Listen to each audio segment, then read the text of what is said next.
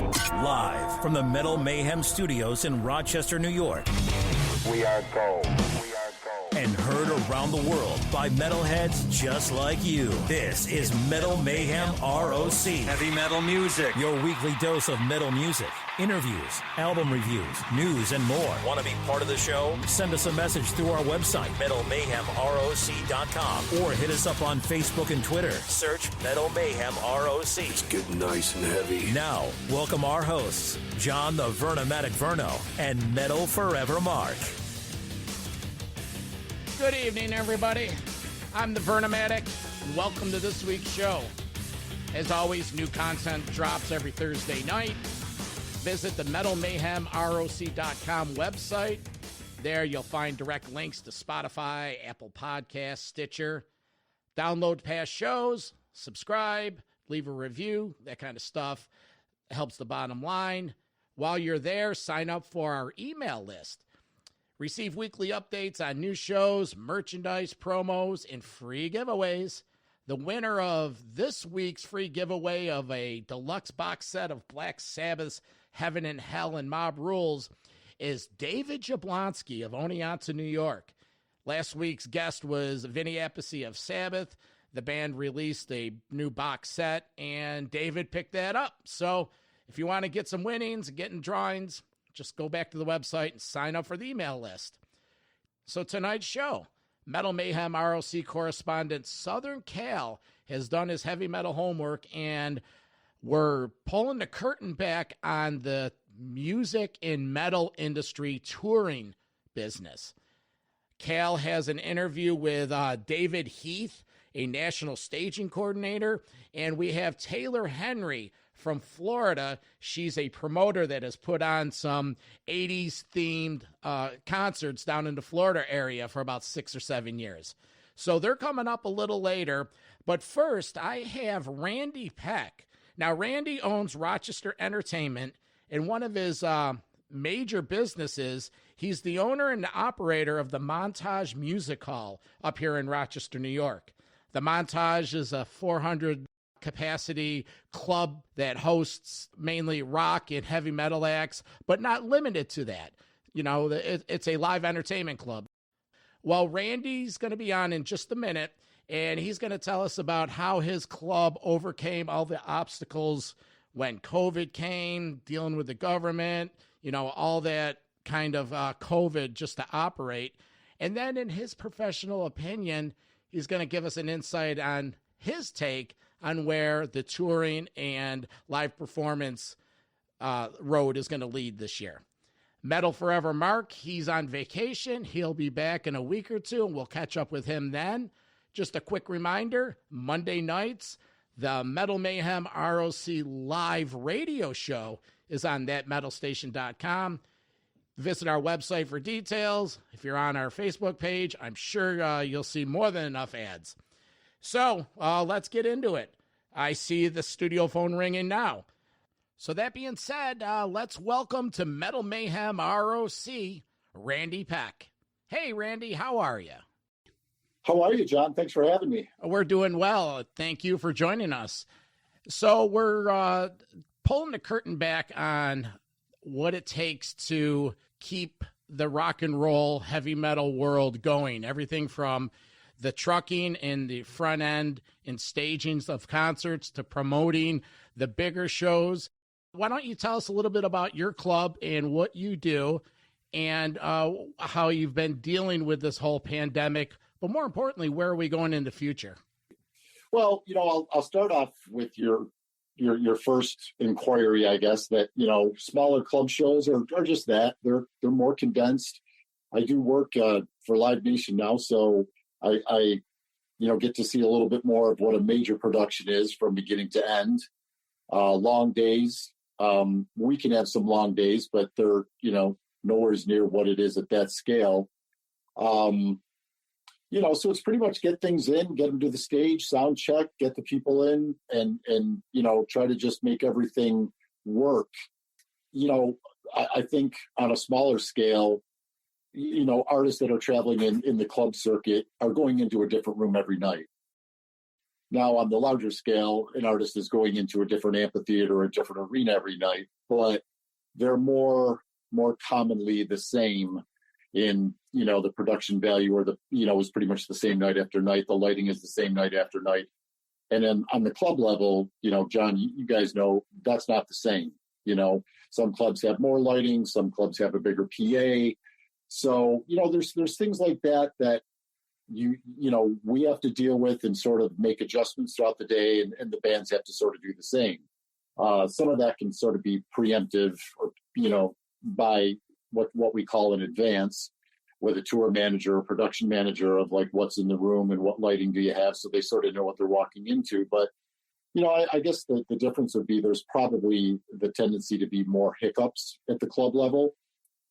We hope that we, iron those out before the show happens. And your questions about COVID and, the shutdowns that we've had, it's the same thing. You just try and do your best. I mean, when this first came upon us, I mean, we did what we needed to do in the first crop of downtime when we sort of got shut down in around this time a year ago in March. Thought it was going to be a short, pause, and it wasn't. So knowing that when we were going to be able to reopen, we made adjustments and got, the bar ready and the tables, I had to buy some tables, and I do have chairs in house, but, we knew that we were going to be at a seated format, and it was kind of like walking into everything blind, the way you set up the room, the way that you bring the patrons in, the way that you distance the patrons, the way that you try to maintain people sitting and people keeping masks on and all that. So it was, it's a whole new thing, and it hasn't been fun.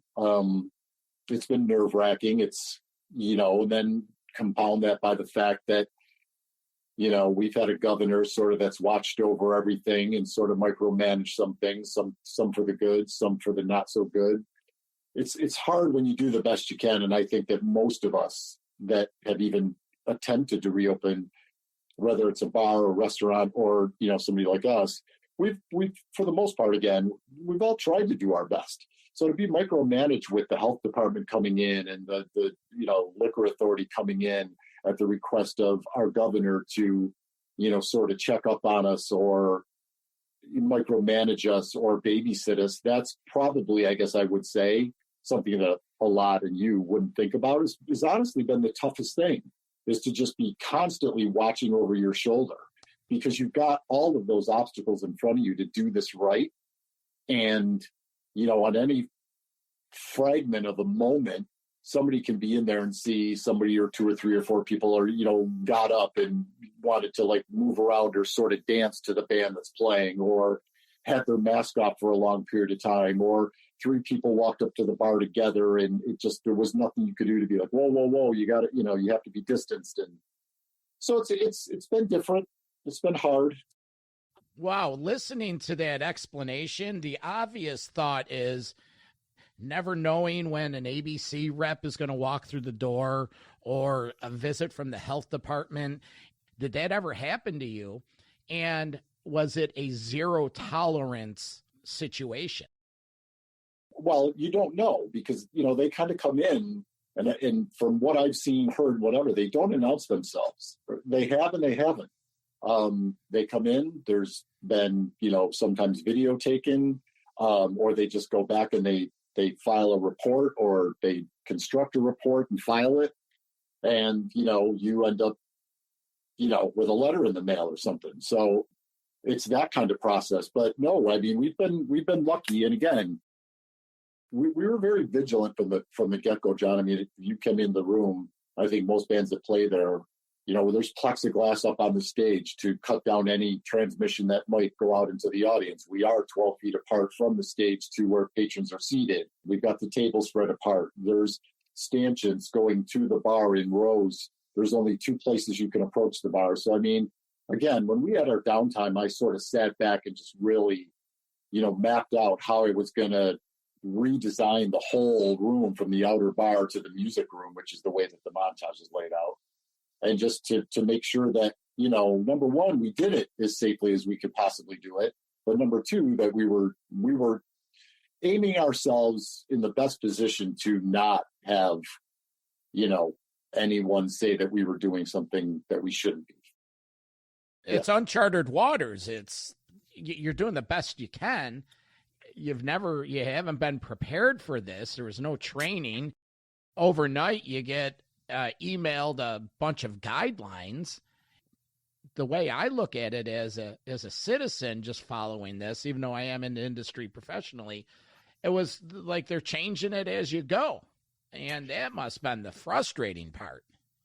It is. And then, I'm glad you touched on that because, chapter 2 then came as we were open for the first couple of weeks when we were allowed to reopen, then came, whoa, I didn't say that bars could open. It was like, well, yeah, you did, and then it was like, well, okay, then in order to kind of corrupt what bars were doing and him sort of always trying to figure out, I mean, look, I don't want to, have an interview where I'm just bashing the governor. That never seems to go off right because look, on anything, there's a give and a take and there's a middle road. And I think a lot of this has been done for safety, but there's been some things that I feel have just been over manipulated to, just barely give us a chance to survive. But anyway, was when, then the whole thing where somebody had to order food to have a drink. Well, for the few of us that opened and sort of adopted the food in the restaurant sort of scenario and whatever, we always serve food and this, that, and the other anyway. But, then we were, looking at our patrons in the establishment for a long period of time and some without a mask. So, we got around that too, with just, telling people and putting laminated cards, 5x7s on the table that just said, when you're not eating, you have to wear a mask. And we sort of have to enforce it.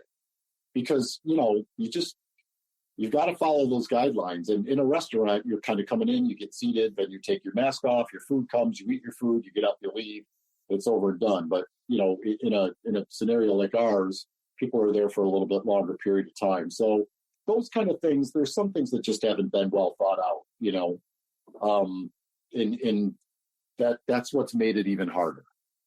So people are sitting at tables. You have a plexiglass barrier on the stage. And for folks that aren't familiar with the Montage Music Hall, Randy, what's the occupancy for a sold-out show? Maybe 400 to 600 people?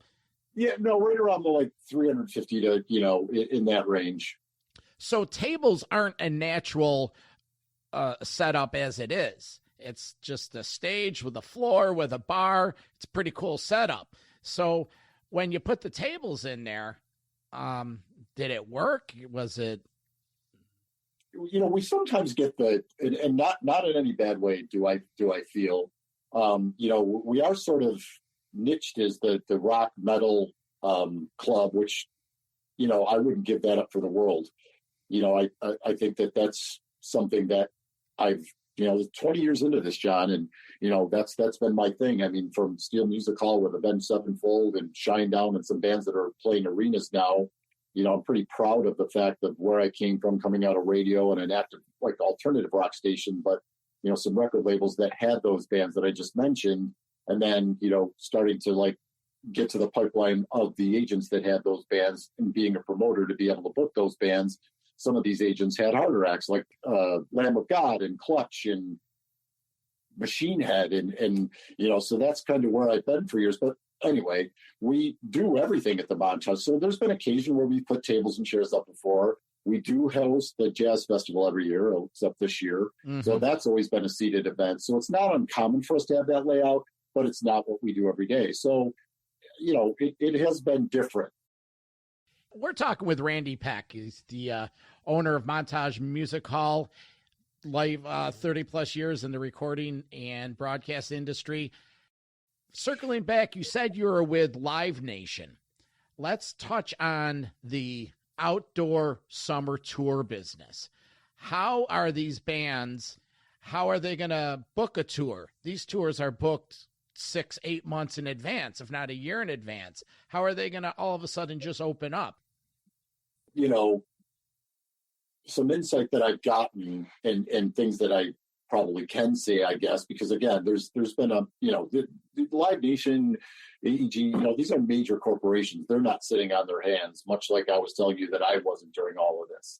So, I was listening to Eddie Trunk today and I've seen some tours too, and Brian Adams was on there and, he brought up the fact that, you've got dates in the UK in June, at outdoor festivals or venues or sheds, whatever, amphitheaters, whatever you want to call it. And those are, there's a lot of those. There's dates with metal bands overseas, like for June, July, August. So, and I know that Live Nation, has posted that they're looking at resuming outdoor shows this summer. And again, I'm just going to, off of my 2 cents knowledge, whatever, I just think it's going to be a situation where, you got 4 seats filled with folks and you got 4 seats that aren't. So most of these, whether it's a Key Bank or it's the, Darien Lake, I think that that's the way that these are going to be laid out. So we touched on this topic on my podcast, that's what I think is going to happen. So you're going to sell, 50%, maybe 60% of these venues with distancing where like they did at the Bills games. And maybe what you're going to have to see, and again, you got some big people working this out. So I'm sure they've already thought this through. Maybe bands, Def Leppard, we brought them up, we'll use them as an example, where they would come and play one night, move to the next city. Maybe it's 2 nights. Maybe it's 2 nights at Darien, it's 2 nights at CPAC, it's 2 nights at Syracuse, whatever the case may be, in order to get that revenue that they need. So the tours will be a little bit longer. They may do double nights in some markets, maybe not all markets. And that's just what it is, which, it's really the only way that I see that this can sort of be done to where the money is going to make sense. Because, band's not going to go out on the road and play for half of what they normally were, because, all of this stuff is done with tour accounting before the band ever, gets on a bus or a plane ever leaves the airport, so to speak. Oh, you know what I mean? Oh, sure. And how much does it cost to go from A to B with all the necessities that entails the crew, the catering, et cetera, et cetera? It all has to add up to a certain dollar amount. And that dollar amount has to be, calculated, and it has to be brought in for the tour to be able to maintain itself. How do these tours happen? Live Nation themselves, they have re-released new guidelines for touring acts, different stipulations, different this, different that. So behind the scenes stuff is changing. Michael Rapino from Live Nation just last week, he was the gentleman, one of the CEOs, talking about you're going to see shows sooner rather than later. Do you feel that it's a viable business option? I absolutely do, because, a little is better than nothing. And I'm not saying that, that even in my world that, right now we're sending in offers. We're taking holds now. We've got some shows that are on the calendar, Fozzy, Carbon Leaf, and there's a few more that haven't been announced. We're doing the best that we can. Obviously, there's some contingencies in our offers to these agents that, all of this is contingent on us being at 100% capacity. But we're looking now at the club level at September and beyond for the most part.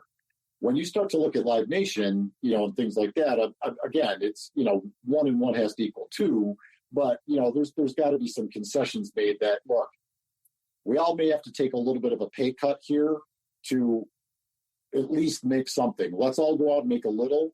But, in the other part of the thing, I think what you mentioned is, I think that, again, what little bit I know, I guess, this is going to be based on like the Buffalo Bills thing, where, I believe when these events happen, you will have to prove that you're tested, or you will have to take a test 2 or 3 days before the event and have something that you either email or you document at the gate, or whatever the case may be, that you've been you've had a negative test.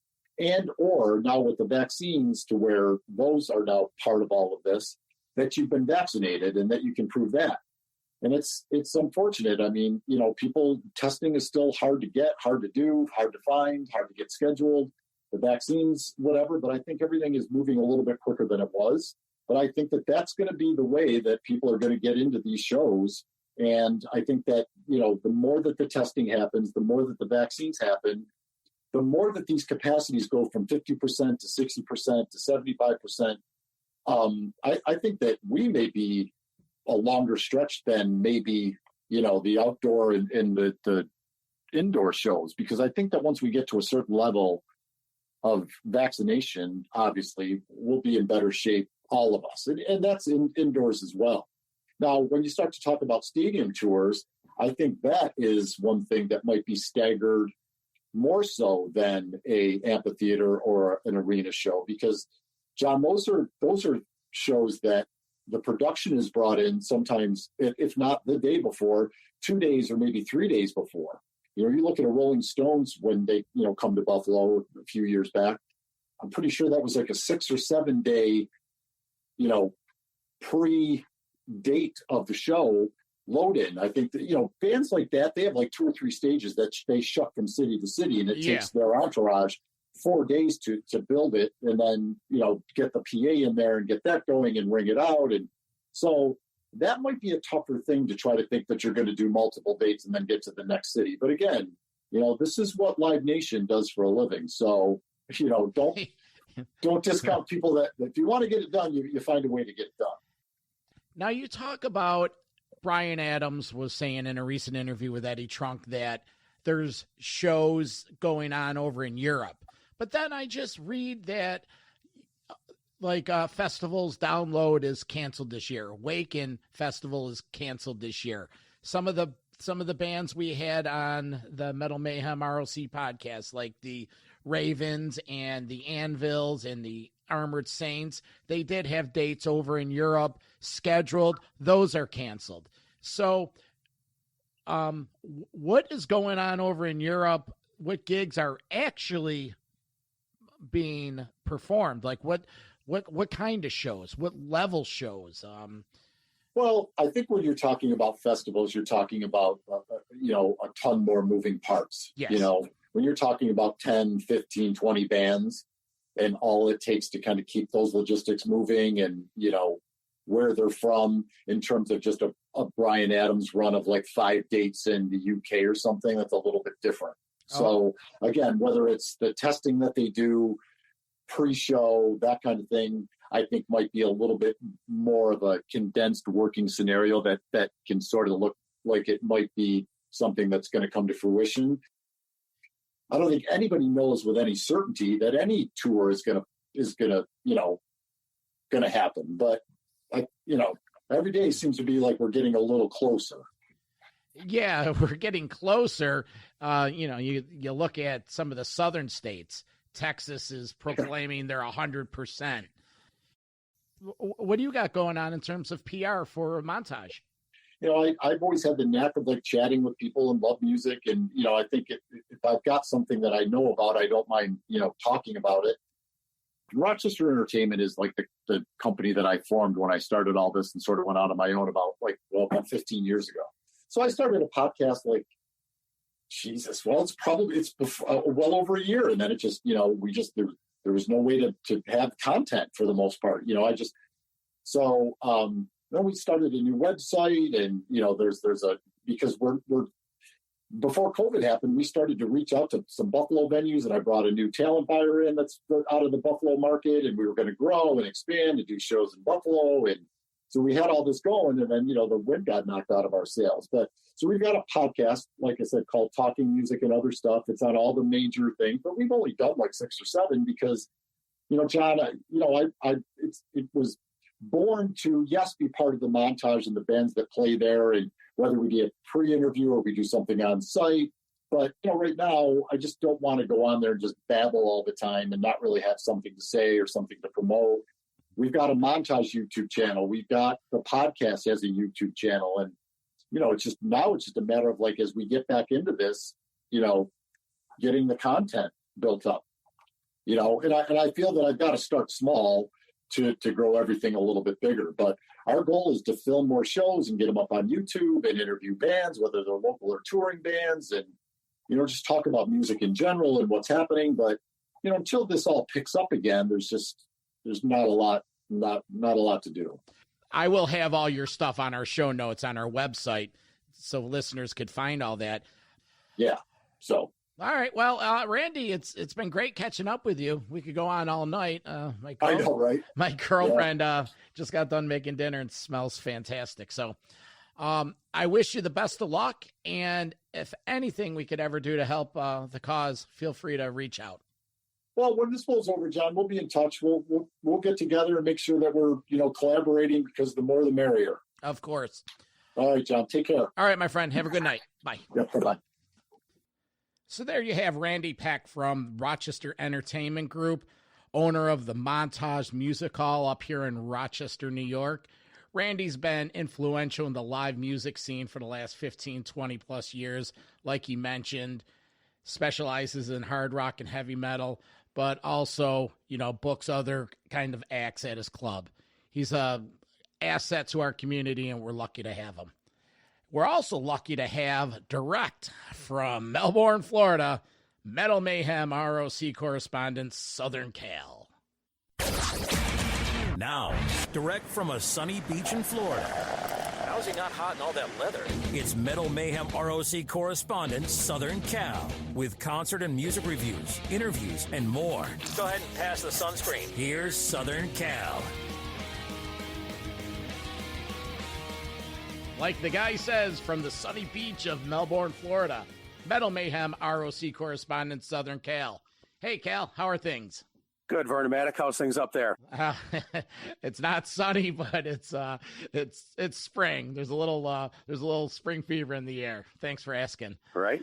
So we gave you some heavy metal homework, and you're fulfilled your duties. What do you got for us tonight? Well, tonight we're going to be talking with David Heath. He's the lead driver for a production company. He's been doing it for almost 40 years now. Has worked with bands like Metallica, Motley Crue, Black Sabbath, Ozzy, and a couple other ones, Paul McCartney, let's say, Eric Clapton. And then later on in the show, we're going to be talking with Taylor Henry. She is the 80s in the Park Productions.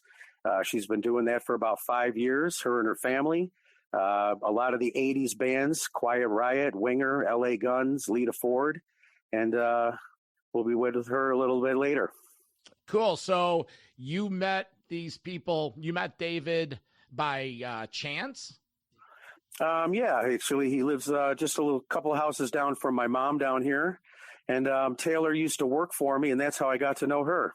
Oh, well, that's a perfect example of you never know where this metal's going to be and what people do and the connection. And that sort of lends itself to what we're doing here tonight. We're taking a peek behind the curtain. So, certainly does.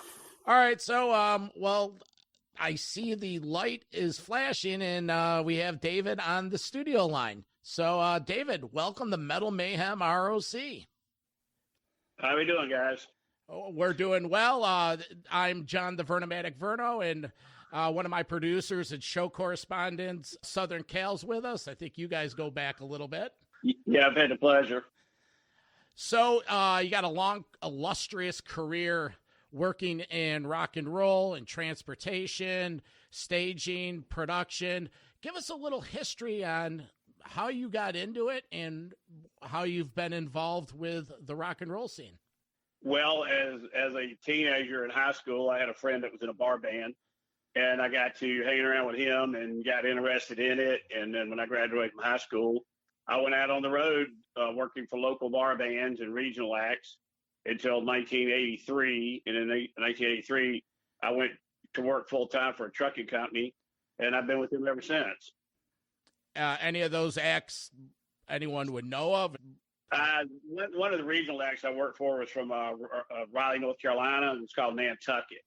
And we toured with AC/DC on the Back in Black tour. Okay. All right. So they had a little bit of some national exposure. Yes. And I left them. When I left them, I was a sound and front of house engineer when I was working for them. And when I left them, I became a full-time truck driver after that. Why don't you give us an idea of what it's like, what's your schedule, what it takes to put a rock and roll tour together? Well, from my standpoint of it, as a truck driver, I'm contacted by the company I work for, and I'm put out on the tour to be in charge of all the trucks. So my job pretty much starts about 2 weeks before the tour does, getting all the gear gathered up, getting it to point B, to point A, for the rehearsals or to the first show or whatever, and then My job is the logistics. So, we start about 10 o'clock at night loading out. Then we get everything loaded out. We head to the next city. We get to the next city. We start loading at 8 o'clock in the morning. By the time we get our logistics done with the trucks, it's probably around noon, where the rest of the road crew, they start at 8 and they pretty much work all the way through till 2 in the morning. So there's a couple crews within the big crew identity. Well, as far as the traveling crew, you'll have you have your truck drivers, you have your bus drivers, you have your sound guys, you have your video people, you have your lighting people, you have your stage manager, production manager, the production assistants, your riggers. It's all different departments, but it's all managed most of the time by one guy, the stage manager, who takes care of the routine stuff out on the floor. And that's the person I deal with mostly to get the trucks in and out. Production manager oversees everything. Is part of these people working what they call the local crew? Your local crew is something separate. Like, just give you an example. So if we were going into the Boston Garden, just a good example, you have the local there that supplies all of the labor. Our guys are basically the technicians. They're telling everybody what to do and where everything goes. And then the labor pushes it out and puts it in place. And not to demean any of these people. Most of these people have been working in a business for 25 or 30 years in these unions, so they definitely know what they're doing. Like some of the tours may be 5 or 6 trucks. I mean, I've done tours as big as 60 trucks, just my part of it. I've been on tours with the total amount of trucks of 206, which was U2. And, I've done Beyonce with about 60 trucks on the production, and I've done a bunch of different stadium tours where you vary between 25 to 50 trucks, depending on the size of the stage and, the size of the artist, basically. How can they do a rock and roll show and over 200 trucks are involved? Was that the Zootopia? What tour was it that it was just immense? Was it in the round or something like that? Is that what you're referring to? That was the 360 tour. And when you say 206 trucks, you got to remember there's 3 stages. Each stage requires 38 trucks. Then you have 3 sets of field covering, which is 15 trucks each. Then you have the chair trucks and all these other trucks that come into play. But like say the primary tour trucks that go to every show would be your production trucks, which would be the ones I was in charge of. But you have 3 different guys that are in charge of these 3 what we call the steel team trucks. So that's how come you end up when you're doing something that size, to be able to do multiple shows a week, you have to have at least 3 stages. Oh, okay. And that's the big of the big. That's like you said, the U2, I would say maybe the Stones, McCartney, some of those tours. Who are some of the bigger tours that you've worked with? Well, like I said, I worked for U2. I've worked for Paul McCartney. I've worked for Roger Waters. I've worked for Madonna, Beyonce, Lady Gaga. Like some of the more metal bands, like what you guys were. I've done like 3 different Metallica tours. I've done a couple of AC/DC tours. I've done 4 tours with Motley Crue, like 3 tours with Ozzy Osbourne. Those are some of the things that like the Ozzy tours and Motley Crue stuff was in the late 80s, early 80s, mid 80s, and through till about 2005. And then I started getting into more of the bigger pop artists, because I started doing more and more trucks. Mm-hmm. David, I know you had told me you were out on the road in Albany, New York, I believe with Pearl Jam at the time, when you had gotten the call about the shutdown. Tell us a little about that, if you could. Well, like I say, we were basically just starting up our year last year, and we were in Albany, and we were in the middle of where we were already loaded in for rehearsals, and then we got the call that everything was shut down. And from that point on, I mean, we took the equipment back to the vendors and that type of stuff, and then pretty much the entertainment business, as far as touring, just stopped. I mean, the trucking companies are lucky because they can keep running their trucks and haul freight, but when you have the lighting companies, I mean, everybody just shut down. I mean, and it's been devastating to the people in this business. And it's really sad because everybody stepped up to help everybody else, but nobody's thought anything about stepping up to help the people in the entertainment business. Besides no work, how has this affected you? And were you able to get any PPP for yourself, any assistance? Well, like I said, being a truck driver, it affected us in the fact that we're not hauling concert equipment. But I was able to work and keep driving, hauling freight. I didn't really care for it that much, so I did it for a few months, and I just decided I hadn't had any time off in 40 years, so I figured I'd take a few months off.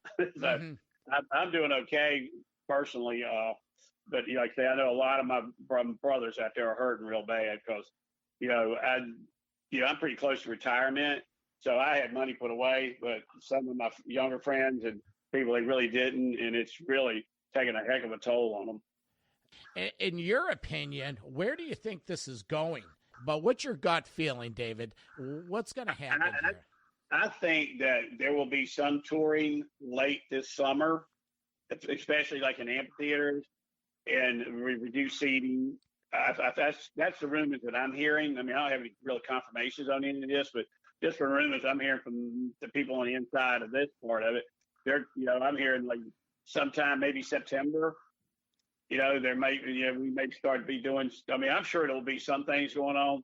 I'm down here in Florida, so if people want to do shows down here, they can come down here and do shows. I mean, there's limited seating, but they can still come down here and do like an amphitheater or something at say 50% capacity or something like that. But I feel like that. Realistically, I think the beginning of 2022 maybe when we'll see things get back to normal in our business. In my opinion, that's also kind of what I'm hearing back from most of the promoter friends I have and stuff like that. Yeah, well, Live Nation CEO Michael Rapino just yesterday or last night came out with a statement talking about how large-scale American concerts are closer than everyone's anticipating. It's not just going to come back. There's just not going to be a switch flicked and all of a sudden the sheds across the country in every market's going to be filled.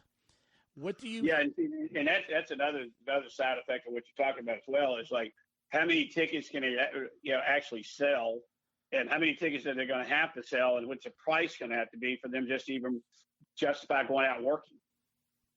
That's part of the problem. How does this trickle down? Now, I don't know the ins and outs of bigger and higher scale promotions, but I do certainly know that Live Nation within the last 6-7 months has released new guidelines that have adjusted everything when it comes to the whole landscape of behind the scenes. Who's going to insure these tours? That's another thing that's way out of my league on that. But that was something I had been thinking about myself. Is like, how is Live Nation going to protect itself from people going to a concert and then claiming they got COVID and try to sue them? I think that a lot of depends on what part of the country you're going to be in. Being that me and David are both down here in Melbourne Beach, Florida, we have a local event center here called the King Center. They're already kind of back up and running, having shows already at limited capacity, obviously. But I really think it's just going to depend on your state that you're living in and what the protocols are going to be for having any shows coming through town. I know especially up in New York, it's been a lot tighter up there, and things have been a little bit looser down here in Florida. Well, when you say they're already having events and there's people going, what kind of numbers are they housing? Well, let's say the King Center is a 2,000-seat center, and probably they're cutting it to 50%, kind of trying to keep some social distancing in there. I know that they've had events already, and they've got scheduled events coming up in the next few months. As far as how they're practicing their social distancing, I'm really not sure. What do you think, David? Has any of the purveyors that you were either contracted with or worked for been in touch with you with any information about possibly resuming, or what's the latest and greatest? Has anyone been in touch with you? I have spoken to a couple of the people I work for, and I don't want to throw out names out there but I have spoke to some of them, and I know one of the bands that I work with a lot is trying to book dates in June, but they're not sure if they're going to be able to do them. But they're trying to get out there and start going again. But I honestly believe that as far as arena tours go, I think it's been a while before you see any arena tours of any significant size. Like say, I could see people going into like football stadiums or baseball fields and stuff like that, where they could get more people in and still keep the social distancing, instead of trying to go in and do a 75,000 people at a dome, or like one of the football stadiums. Go in with maybe doing 25,000 people. Where you can spread them out in social distance. I think the capacity is not going to be, if you're doing a big stadium show, I think the most people they're going to probably let you to have in there in the near future is going to be maybe 25,000 people. Because if they're going to have to do social distancing, you're going to have so much spacing where you can do 75,000 people normally. You're only going to be able to be 25 to 30. And catch 22 on all that is the only way they could feasibly book a stadium tour is by having 40 to 60,000 people there. It just doesn't add up. You can't book, Gillette Stadium and the Boston market because you're paying, unless dues and permits and fees are reduced accordingly to the amount of attendees that are going to be allowed. I think that's the only way it's going to happen. Well, I think as far as the bands go, it was just an opinion there, and I don't know any facts about this. This is my opinion. They're going to have to come in with a lot smaller set. They're bringing the needed amount of lighting and PA to cover the room, but they won't be bringing all in the big elaborate stages and all that. It'll be a more really simple setup where they can cut their costs down quite a bit. Instead of having 50 trucks in the stadium, they might go in with 15. Yeah. That would cut back on their crew costs, their labor costs, their trucking costs, their busing costs. That would keep their costs down, where if they were doing, say, instead of doing one night at the stadium, going to do 3 nights. And then that way you only have the cost of one load in and one load out, but you have the cost of the building, but still you can bring your profit margin up quite a bit if you did like 3 nights at 25,000 people instead of trying to do one night at 25,000. If you can only get 25,000 people in the venue, you only get 75,000 in, then, the cost of the ticket, if you try carrying that big production, is going to be, people not going to be able to afford to go. So you still got to keep it where people can afford to buy the ticket. So I think that it will probably be a reduced size stage and lighting and stuff like that. And I think they'll have to do multiple nights and reduced seating. Are the people going to come? Sure, people are, starving for live shows, but they may not be comfortable. They may jump through all these hoops, and the attendance may be really low. Well, that right there is going to be the telltale when people do start the tour, is if people are comfortable enough to come out and go to the shows. I know that the vaccinations and stuff are proceeding, but I don't know. I don't really watch the news, so it's just depressing. Yeah. But I know that that people are getting vaccinated and all that, but they're still saying you got to practice social distancing, and that this is not going to go away. This like say, I think Falaci the other day said that probably be back to normal, some kind of normalcy by the beginning of 2022. So. Mm-hmm. And how do you practice social distancing at a concert? That like I said, I mean, you're gonna have to have. I mean, I know in Europe that they did a kind of like they set up little platforms. Yeah. Out in the crowd, like it's like you see a front of house platform, where sound mixers all are.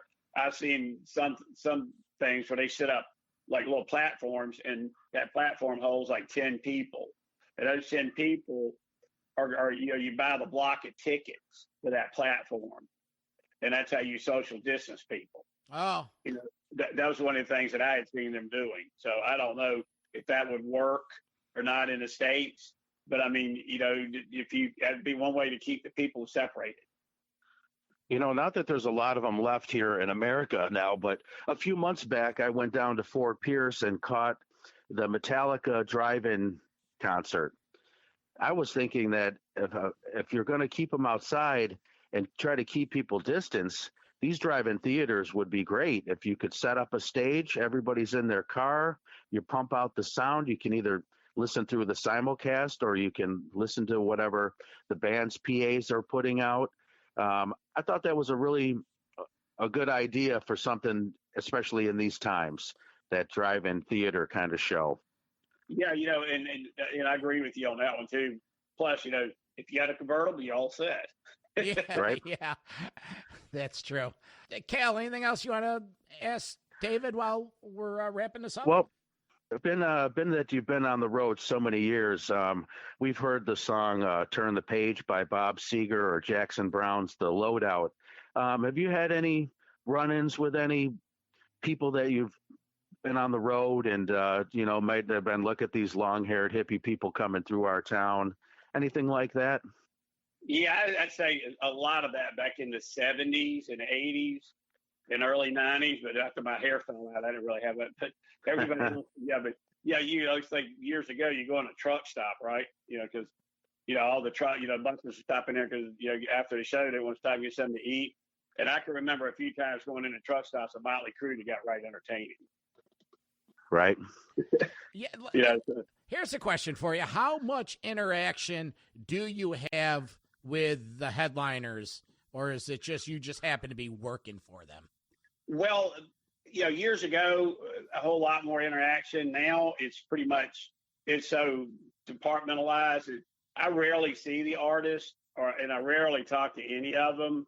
I mean, I have in the past, had conversations with quite a few of them, but in recent years, it's been more like I'm so busy because I'm doing so many trucks and such big tours, and the artists are so well protected, and with the security and all that. So you don't really, you don't really talk to them anymore. I mean, I've talked to Roger Waters some over the last few tours I've worked with him, and I was out with U2. I was lucky enough that Fergie sat down at the table with me and had lunch one day. But those incidents are very rare anymore. You want to show them respect. You don't want to get up in their face and start asking them dumb questions and stuff.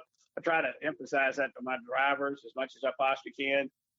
Stay away from the talent because nothing's good going to come out of you trying to talk to the talent.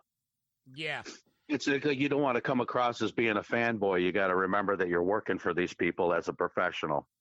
Yeah, and that's it. I'm a huge fan of Roger Waters myself. I really enjoy working for Roger, but I'm also a big Metallica head too. But I think I've talked to one of the band members of Metallica one time. Yeah. Well, speaking about being friends with Roger Waters and liking him a lot, can you tell us any of your favorite cities and favorite artists that you've worked for over these years? Well, like I say, I thoroughly enjoyed working for Shania Twain, Roger Waters, Eric Clapton. They've all been great people to work for, and like I said, but that also being back in the day where you could actually talk to the artist a little bit more than you can now. So, but my favorite female artist of all time would be Shania Twain. And as far as a male artist, it'd be a coin toss between Roger Waters and Eric Clapton. So, and I would be happy to tour with any one of those people at any time for as long as they want to go out and tour. Very nice. Anybody that you might want to have had any problems with or anything? Yeah, there's been a few of them, but I'm not going to mention no names because they still clients of the company I work for. Yeah, David, we have a segment on our show called Metal Confessions. Is there any confession you could share that's a fun anecdote or, I'm sure you have tons of road stories, something you could share with our listeners that they would find entertaining and informative? Well, yeah, I have one, but I really can't share it because it was sealed up in my divorce. Well, okay, well, I guess that's what it's like in the world of rock and roll. There's always something going on. But for your own well-being, I hope things get back to some kind of normalcy very soon. Well, I just purchased a house down in Melbourne Beach and in the process of doing some remodeling here. And once I get this done, I'll be headed back out on the road, but I'll be more likely just hauling freight for a while.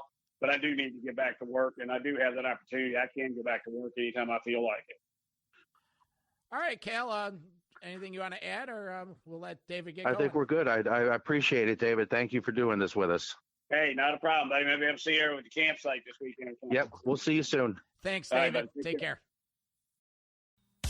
This edition of Metal Mayhem ROC is brought to you by Mr. V's Street Style Vending and Special Events Catering. Visit our lunch cart in the Collegetown District at Strong Memorial Hospital, or hit up the late night weekend location at the corner of Monroe Avenue and South Goodman. Look us up at mrvsvending.com for catering, pricing, and availability. That's Mr. V's Street Style Vending and Special Events Catering. Now, back to Metal Mayhem ROC.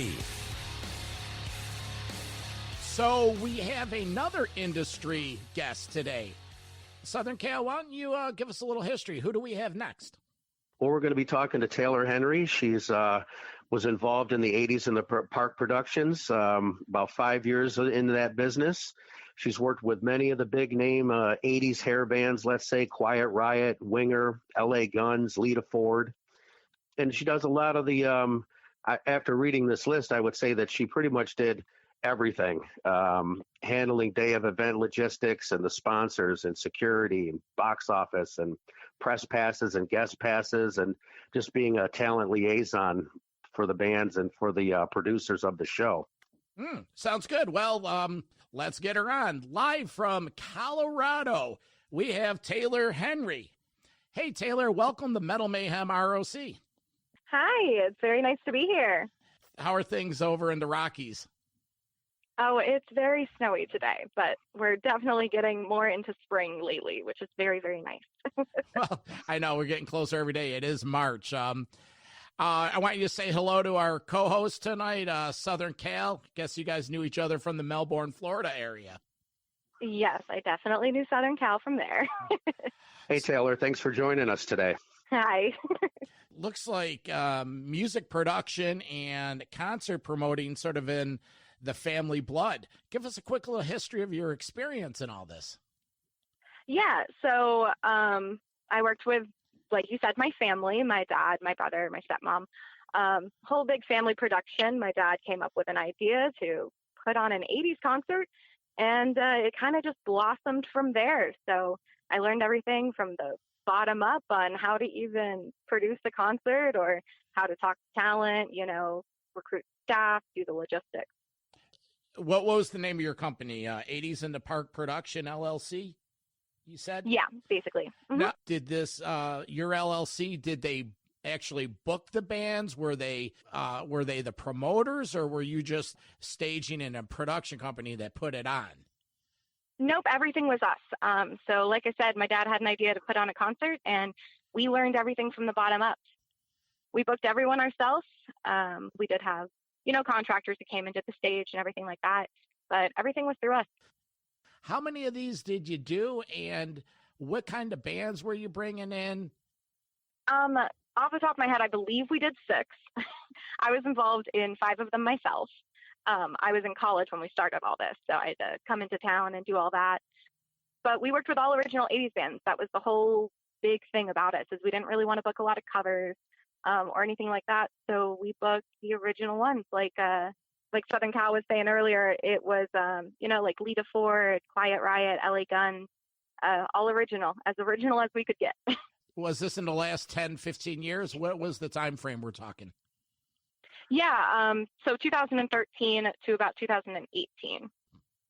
I'd like to add also, I know, Taylor, that in addition to the bands, not only did you bring in all these talents and stuff, but also you brought in people like Tawny Katane and the Cherry Pie girl. I can't remember her name offhand. Bobby Brown? Bobby Brown, yeah. Mm-hmm. I remember meeting both of those ladies at the Melbourne Auditorium when we went up to see Quiet Riot, and we had met up with you, and just how happy Heidi was to actually meet Tawny Katane. Amazing, just in it, not only addition to the bands, but it was a very totally 80s theme concert experience. We did do a bunch of other stuff. Like we had 80s like theme parties, and a bunch of our promotion was talent, like he's saying, like Bobby Brown and all them. Now, Vern, you had met when we were down at that record store up there in Satellite Beach. Jack Starr from the band Burning Star, who was a local guy here, but also had done quite a few things. And he would be involved not only in the day of the show, but I think he usually came in and would play the after parties that they would have at night with some of these bands also. Mm-hmm. Yeah, Jack Starr, Burning Star, Virgin Steel. So, Taylor, let me ask you, you were involved with 5 or 6 of these. How was the turnout? So we kind of had a change in venues multiple years. So it's a little hard to compare. That first year we had a very outside event, totally outside. And that was a really, really good turnout. But over the years, I noticed that we were getting a lot of the same people. So I would have ticket holders that would be buying like way in advance because we just knew them. So it was a lot of the same group of people. We definitely did get a bunch of add-ons through other things. Like there was a big 80s cruise that would be around the same time as us. So I would get people off the cruise that would come to the event and stuff like that. But it was definitely a solid group of the same people year to year. That's what I was getting at, because a lot of those rocking cruises originate from down there. There's a lot more regional 2 or 3 day festivals that go on, not so much in the Florida area, but, the MC3s, the Rocklahoma, Rock on the Range, and a lot of those festivals have gained momentum in the last 10, 15, 20 years. So is that how your father conceived this idea? He saw what was going on in these other areas and thought, hey, we could do something like that down here? Actually, what it was is Runaway Country, a country festival, was a big thing in Melbourne. And I'm sure Cal has been or knows about it. But we were at that event when he came up with the idea. He's like, we could do something like this. But yeah, Rocklahoma, MC, all of those were big influences after we started researching. Now, when you were doing these shows, how was it personally interacting with these bands? Were they cool? Obviously, you're going to get your fair share of divas and people acting like it's 1988 still when it's 20,000 or 2016. How was that experience for you personally? I worked the backstage a lot, so I did a bunch of the trailers and I did get to interact with a lot of people. Overall, it was really good. I had bands that I really loved working with. I had people I loved having back year to year. There were tour managers who were really good. So like you said, yeah, there's always ups and downs to it. Overall, it was great. Working with the bands was really, really good. And it was just fun. It was crazy, but it was fun. Now, why did you stop doing it? Did COVID kill it, or did it run its course, or a combination of the two? Kind of a combination of the two. COVID is definitely a reason now that we probably wouldn't be doing any of it. But it kind of just ran its course, like you were just saying, a bunch of the concerts have had to expand, broaden their brush with who they're getting in. And the same thing's happening. You have a very limited time on these decade-themed festivals. And I'm not a child of the 80s. I'm a child of the 90s. And we're reaching that point where, it's more the 90s than it is the 80s that you can kind of move with. Who were some of your more favorite bands over the years that you worked with? My favorite band probably all together was LA Guns. I know we had them a few times, but because everything's so crazy and I was working, multiple places, like you said in my intro, I was at the ticket booth, I was managing the bar, the staff, security, backstage. I actually never really got to see a band play, like all together. And LA Guns was one of the first ones where my stepmom came and got me from the ticket booth. And she was like, look, you have to come see at least one band. So I got to go backstage and hear them play and watch them from backstage. And it was one of the best experiences of all of 80s in the Park for me. I will say this. They were probably, besides Quiet Riot, I would say LA Guns was my more favorite band that I've never seen them before. So it was nice. They rocked, I was thoroughly surprised. Lita Ford being another one too. She was a great talent to have. Now, when you guys were promoting this, who was handling the meet and greets? Was that an event done by the band? Yeah, so the meet and greets was something that the bands decided. So they either told us if they were okay with it or if they weren't. And the biggest part of our meet and greet was that some bands actually did meet and greets, like you're saying, they handled them themselves. Mm-hmm. But mostly we had certain bands that were booked to play the after parties, which was much smaller. It was, held in like a conference room or like a ballroom of a hotel. So they would be playing at that party and then they'd be hanging out. So that's where people would really get to hang out with all of them. Now, moving forward, in your professional opinion, where do you think things are going in 2021 with this COVID and tours and the whole promotion aspect? I think it's going to be really different all over the map. So like you said, southern states are opening up a little bit more. But here in Colorado, everything is still like really locked down. So I have heard of a few places doing like drive-in concerts. And I think that is going to be a big thing moving forward until, everything's really secure, is doing those half capacity, those social distance, those drive-ins, just making sure that everyone is still, having fun, but the whole experience is going to change. Everything is going to feel more like a private concert versus these big mass, like Cal said, 60,000 seat venues. They're not really going to be of use right now. What kind of music are you into, Taylor? I listen to everything, and I really do love 80s since, we've been doing it for so long. But I'm more of an alternative person still, in my heart, like Panic at the Disco, Chemical Romance, all of that stuff. Mm-hmm. I would definitely go to a concert, but I would steer more towards the outdoor venue, the social distance venue, or the drive-in. I would agree with that too. We touched a little bit earlier in the segment with David about, I had mentioned that I went down to Fort Pierce, Florida, to see the drive-in Metallica show.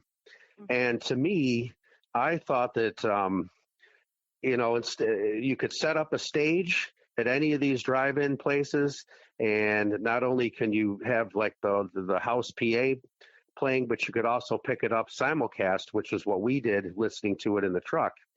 It was actually, I think that would be a good direction if you're going to start to do things and get them rolling again. I think that drive-in concert would, from my experience with the Metallica show, would be definitely a way to go, for sure.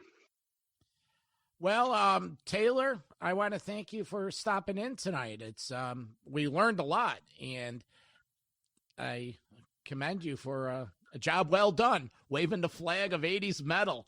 And it was, if you think it was fun getting to know those guys in the 2000 and 2010s, imagine what it was like in 1986. Oh, yeah. No, thank you definitely for having me. It was fun. Okay. Thank you, Taylor. Thank you, Jen. All right. Take care. All right. Bye, guys. Bye. So, Taylor Henry, an old school rocker, or actually a young rocker, learning the ways of the old school. She seems like a cool girl. I wish that she was still putting on these shows. We don't get a lot of big gigs. We had Ted Nugent, Stryper. We happened to see Twisted Sister. Our event center, the King Center, has been bringing in some bigger acts now, which is nice. But the whole event there, it was a big event when they used to do this in the park, and it would be nice if maybe someday they get a little itch again and they put on another event like that, because it was always nice. And they always did a good job. They always got the best talent that they could for the show, from B-list to A-list. Always a good job done. I want to thank you for doing your heavy metal homework, and both of those people, David and Taylor, were informative, and they gave us a unique peek behind the metal curtain in rock and roll, what it takes to get things together. So kudos to you. Any parting shots before we let you go? I'd like to thank both of our guests tonight, and I'd like to thank you for having me on tonight, Vern. Of course. So get back to the beach and enjoy that sun, buddy. We'll talk to you soon. Will do. Thanks, Vernomatic. I want to thank Southern Cal for putting the time and effort into rounding up David and Taylor. Great work on his part. I'm the Vernomatic. Just a few housekeeping things. I want to remind you about going to the website, metalmayhemroc.com. Check out some back shows, fill out that email newsletter, and get yourself in the drawing for free merchandise as well as updated information with us. Let's see, Metal Forever Mark, my partner in all this, he'll be back in the next couple weeks. He's he's on vacation. He's handling some personal business, but he'll be back soon enough. That's about it. Oh, hey, and don't forget about the Monday night live Metal Mayhem radio show. You could be found right at thatmetalstation.com, or the best way is just go to our website. There's a direct link to it. This show's very cool. It's a live interactive chat room kind of experience. I'm playing tunes, taking requests, talking metal. It's fun, and it's, that's a good way to get your metal in on a Monday. So that's about it. We'll see you next week with some new material. Until then, for Metal Forever Mark, I'm the Vernomatic, and as always, keep it heavy. See ya.